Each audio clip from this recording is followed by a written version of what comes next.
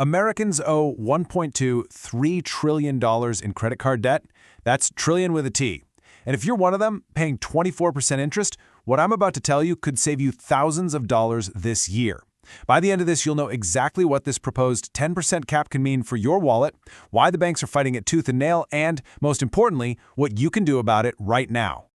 All right, let's just start with that number. $1.23 trillion. That is the mountain of credit card debt Americans are sitting under right now. It's an all-time high. And look, this isn't just some random statistic on the news. For millions of us, this is a real, heavy weight we're carrying around every single day. So how does this massive national problem actually trickle down and hit your personal bank account? Let's break down what this really looks like for the average person. So there it is. For the average household that's actually carrying a balance from month to month, we're talking about over $10,000 in debt. And if you're looking at that number and it feels familiar, you are definitely not alone. But here's the kicker. That number is only half the problem. The real killer is the interest rate you're paying on it.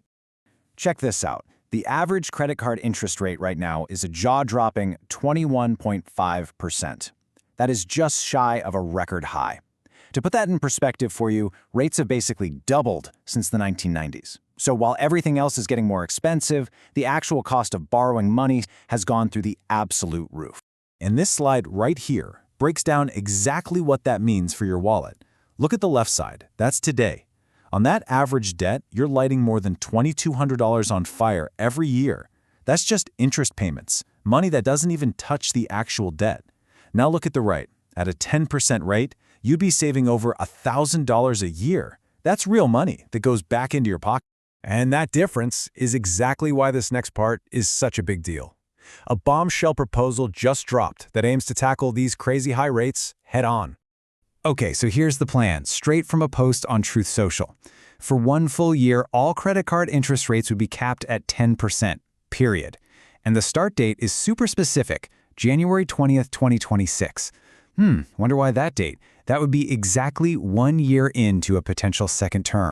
But hold on, how would something like this even become a reality? The proposal itself was really light on the details. Is this something that could be done with an executive order?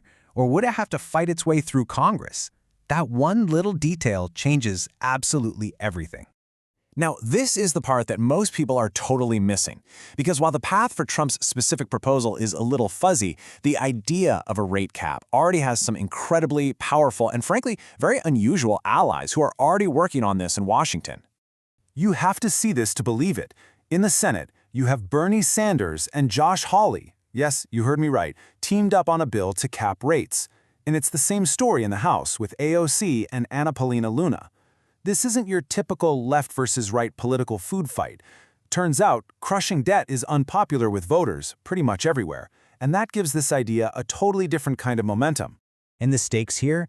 They're massive. We're talking about an estimated $100 billion a year. That's money that would shift from bank profits and go directly back into the pockets of American consumers. That's a huge deal. So, with potential bipartisan support and massive savings for everyday people, this seems like a total slam dunk, right? Well, not so fast. Here comes the twist. A major conflict is brewing, and the opposition is coming from some very unexpected places. This is Bill Ackman. He's a billionaire hedge fund manager and a pretty vocal supporter of Donald Trump. But almost immediately after this proposal came out, he went public calling it a mistake. This is that classic clash between populist ideas, policies that help the average person, and the interests of Wall Street, even when they're supposed to be on the same team. So, what's their argument? Well, Ackman and the banking industry are saying that if rates are capped at 10%, it's no longer profitable for them to lend to people they consider risky. So they say they'll just have to cut those people off from credit entirely, which could push them to even worse options like payday loans with insane interest rates. And the banks have a scary number to back this up. They're claiming that a whopping 14 million households could lose their access to credit cards if a cap like this actually happens. It's a serious warning about the potential downside. So you have two completely different stories here. On one side, the banking industry is saying a rate cap would be devastating.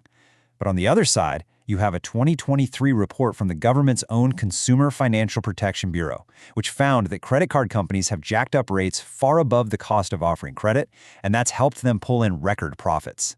It's the classic Main Street versus Wall Street battle playing out in real time. Okay, so with all this political back and forth, what are you supposed to do right now? Look, the most important takeaway here is that you do not have to wait for Washington to sort this out. There are powerful moves you can make today to lower your own interest rates. Okay, first things first, you have to know your enemy. Log into your accounts and find the APR for every single card you have. Number 2, and don't skip this, call them up and ask for a lower rate. Seriously, the worst they can say is no, but you might be really surprised. Third, be on the hunt for those 0% APR balance transfer offers. They can be a total game changer, giving you a year or more of breathing room to attack the principal debt. And finally, look into getting a personal loan to consolidate everything. You might be able to lock in a much lower rate and just have one simple payment to worry about. Ultimately, this entire debate boils down to one simple question for you. Political ideas are going to come and go, but your financial health is in your hands right now. So are you going to wait around and see what the politicians decide to do, or are you going to take control of your own debt starting today? The choice is yours.